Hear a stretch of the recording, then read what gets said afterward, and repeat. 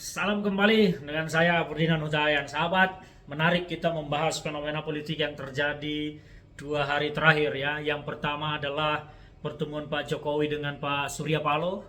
Yang kedua, kunjungan Waketum Nasdem ke Sekretariat PKB dan Gerindra, Sekretariat Bersama. Dan yang ketiga adalah tiba-tiba mendadak Demokrat mendeklarasikan mendukung Anies Baswedan sebagai capres. Meskipun semua masih dalam tataran komunikasi politik, dalam tataran kata-kata yang belum terkoalisikan secara legal formal. Artinya apa? Bahwa rencana koalisi ini masih hanya sebatas kalimat-kalimat narasi-narasi yang hampir bisa kita lihat ke depan masa depannya suram dan tidak akan terjadi. Apa kira-kira yang dibicarakan oleh Pak Jokowi dengan Pak Surya Paloh dalam pertemuannya?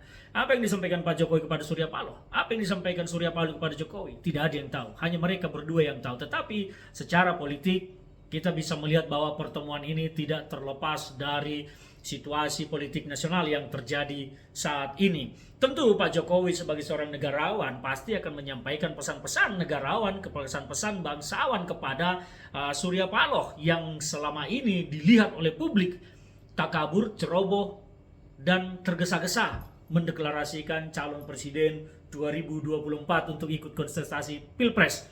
Yang kedua adalah kunjungan Waketum Nasdem ke Sekretariat Bersama Gerindra PKB. Ini adalah pesan yang dikirimkan secara tidak langsung maupun langsung kepada teman-teman rencana koalisinya bahwa koalisi ini sudah diambang kehancuran. Kenapa? Karena ego yang kuat.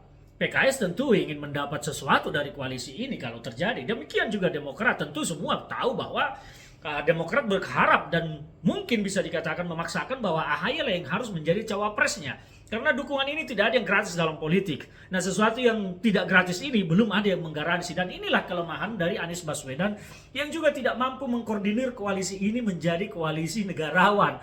Jadi sampai sekarang ini masih sekedar koalisi-koalisian para politisi. Itu yang terjadi. Nah, yang ketiga yang tidak kalah menariknya dengan pertemuan Pak Jokowi dan Pak Surya Paloh adalah apa kira-kira yang membuat Demokrat mendadak menyatakan mendukung Anies Baswedan sebagai capres dan menurunkan harga tawar Partai Demokrat menyerahkan cawapresnya kalau tidak salah kepada Anies Baswedan yang selama ini ya Demokrat sangat berharap AHY menjadi cawapresnya. Ini pertanyaan besar. Kekuatan dari mana yang tiba-tiba mendorong Demokrat untuk menyatakan dukungan ini?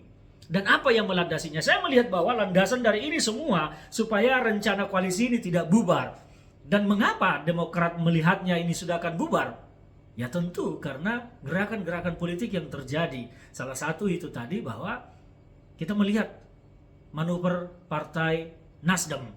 Demokrat tentu tidak ingin kehilangan momentum, tidak ingin kehilangan kesempatan untuk bisa bermain di dalam kontestasi 2024. Karena apabila tidak, Demokrat ini hampir bisa kita pastikan akan melorot suaranya dan ini sebuah ancaman besar bagi Partai Demokrat.